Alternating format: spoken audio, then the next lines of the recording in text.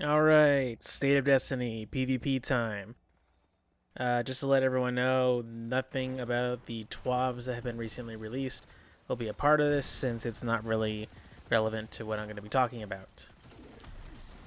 The best words to describe the balance for PvP would be roller coaster. Since last year, when Shadowkeep launched, we've had an ungodly number of completely overpowered items come through the Crucible, from weapons to armors, even to arguably just some basic abilities. In this video, we're going to be doing more of half history and half suggestions rather than just outright complaints like the last State of Destiny video that I did. So right out of the gate, we already are starting the year off with some pretty overpowered stuff. Controverse holds being able to take a shotgun to the face and still surviving while always winning close to medium encounters. Lord of Wolves absolutely destroying people in close to mid-range and practically being an auto rifle. One-Eyed Mask still being a snowballing powerhouse despite a couple of nerfs along with the Recluse. Mountaintop to this day is still completely overpowered and way too easy to use. Thankfully that's getting nerfed. Antaeus Wards basically making Titans unkillable for a while. Warlock's getting a Dawnblade rework that's arguably overpowered, or maybe not. And a whole lot of weapons that are just completely useless in the meta to the point that everyone runs the exact same loadouts. With all that said, you'd think that we'd be back in Season 7, the absolute worst PvP meta in Destiny 2's history. Perhaps even worse than Year 3 of Destiny 1. But actually, things are pretty damn close to being in what I would call a neutral state. For those that don't know me in my terminology, a neutral state is basically a state in which a multiplayer meta where multiple items are viable in the overall meta and that there's no real outright better class of weapons or abilities or whatever similar thing might come up. Right now, we're in a positive state. A state where, while there are a couple of viable options, there's really only a few select weapons that you're really allowed to use for maximum efficiency. Then there's the negative state, where there's way too many weapons that are outright overpowered, a state that we basically started off the year with. Datto has got a pretty good video from a year ago that explains all the problems from the game had then, and thankfully now most of them are gone. But with that being said, there are a few outliers, and we're going to go over them as well as weapons, like we did in the PvE video, starting with hand cannons. As of now, hand cannons are unfortunately in the exact same position they were a year ago. 150s are king, and everything else is hot garbage, minus one or two outliers like Ace of Spades, which still has its place somewhere in the meta. Thankfully, though, no longer is Spare Rations the only 150 that you're allowed to use. We now have Dire Promise, a far more accessible gun to get your hands on for a lot of people, and I actually have a not bad roll myself, although I don't really use it. I've kind of fallen out of love with hand cannons as of late in PvP since, like I said before, it's basically been the exact same meta now for the past year. Anyway, as of late, hand cannons have been in a serious need of a buff, especially in the PvP side. 180s, as I mentioned in the other video, are completely and utterly useless in PvP with a 1 second time to kill, an eternity in PvP. 140s are outclassed simply by fire rate, and 110s are too slow really to compete with their increased damage. Thankfully, there are buffs coming to 110s, and hopefully there will be some to 140s and 180s. However, if those don't really happen, then unfortunately Beyond Light, we might be stuck with just using the same 150 hand cannons and maybe one or two 110s if they're any good. Not accounting of exotics, of course, since exotics obviously are different from the real meta. So with that, you would think that fire rate is king, right? Wrong. Auto rifles, as of right now, are in the best position they have ever been since the launch of Destiny 1. It's been that long since auto rifles were really any good. Unfortunately, that's limited, however, to 600 RPM rifles. All the other ones, the 720, the 450, and the 360s, are relegated mostly to PvE. And even there, they're still outshined by the 600s. Gnawing Hunger, a 600, has basically taken over the Crucible as of late. Not surprising, as I've said numerous times before, that it's basically got the best perk pool in the game, to the point that it's ungodly hard just to get a bad one. I actually have a PvP god roll myself that I honestly can beam people across the map with. However, it does get a little boring. We haven't seen any of these other archetypes get love in a really, really long time, if ever. So I'd love to see them get buffs to make them as viable. What about SMGs? Well, what about them? As of late, not many people really use them. And the ones that people are using are, you guessed it, Recluse and the Ikelos SMG, as I mentioned in the last video. Unfortunately, SMGs haven't really received any love for quite a long time, making them fall not into uselessness, but irrelevance. The simplest thing that you could do is just give them a damage buff to make them viable for real use.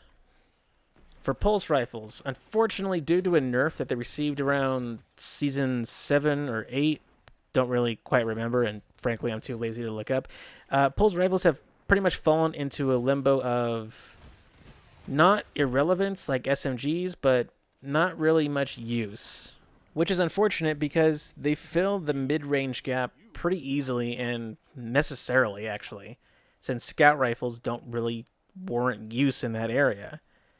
Maybe like SMGs, all they really need is a damage boost to get them into relevancy again, beyond people just using whatever is the newest one that they're going on now, with most people using Cold Heart, Vigilance Wing, and the people that are still holding on to their classic bygones. Scout rifles, as of late, can pretty much be boiled down to there are only 6 really usable, and most of them are exotics. As I've said in the other video, unfortunately, scout rifles just don't really have the damage to warrant using them unless they're a high RPM rifle if legendary, or they have some sort of gimmick to warrant slower firing rate like Polaris Lance's Perfect 5th perk. Once again, a damage buff is desperately needed. Fusion rifles, unfortunately, are still in a pretty rocky situation. Arantel has fallen out of favor due to a complete nerf to all aggressive fusions, pretty much killing legendary fusions rifles as a whole. The only 2 that people are seriously considerably using are Telesto, and for obvious reasons since it's one of the best PvP weapons in the game, and Bastion, a fusion rifle that some people actually do consider maybe a little bit overpowered. I'm not totally sure I agree, although I have seen people use them at ridiculously long ranges, and some outright use this thing as a crutch for success with them using literally nothing else. Overall, I'd like to see other archetypes get a buff instead of just rebuffing the aggressive frame archetypes. Because as it stands, nobody has ever actually really used these things definitively. In fact, I can literally only think of one person that has used anything but an aggressive flame archetype to success, and that literally was just a guy that was in one of Dado's videos that just for some reason got 19,000 kills with it. Snipers are unfortunately in a position where if a particular sniper doesn't have snapshot sights, then nobody really uses them.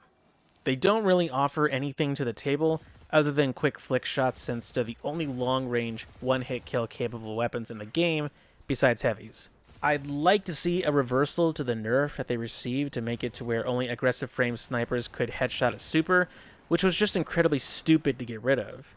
And I'd like to see new maps that are more long-range focused rather than only having 1 or 2 lanes that can be effectively used with a long-range scope, forcing us to use short-range scopes that you then complain about us using like a bunch of idiots that don't see why we're using shotguns.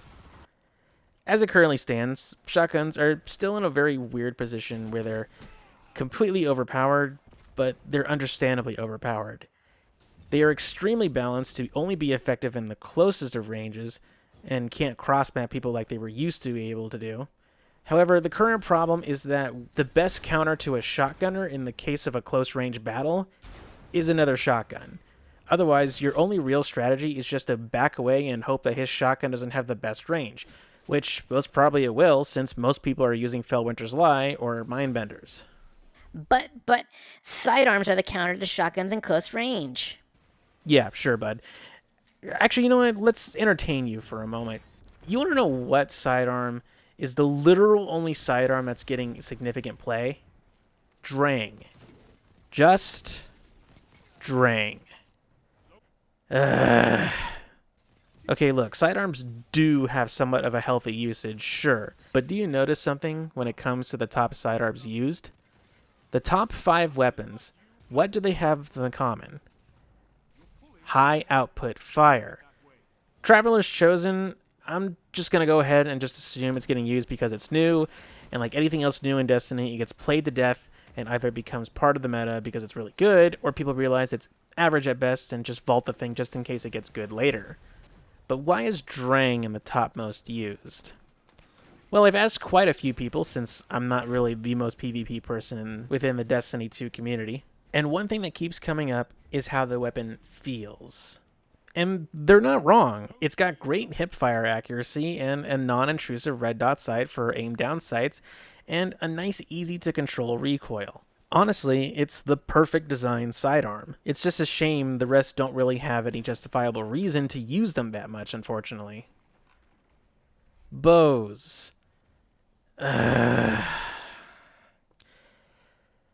Bows, unfortunately, are in a strange position to where they're not used really all that much to actually kill anyone. One particular common strategy is to have a bow ready to get a headshot on somebody and then use a snapshot sight's hand cannon to get the one shot off. While it's an interesting playstyle, it does mean that it implies that bows aren't really even worth using as a primary weapon. Essentially, it's just a weaker sniper to use for quick cleanups, and pretty much solely in 1v1 scenarios. Le Monarch does get some play, but I would suspect that it's solely just because of its thorn-like effect of doing damage over time.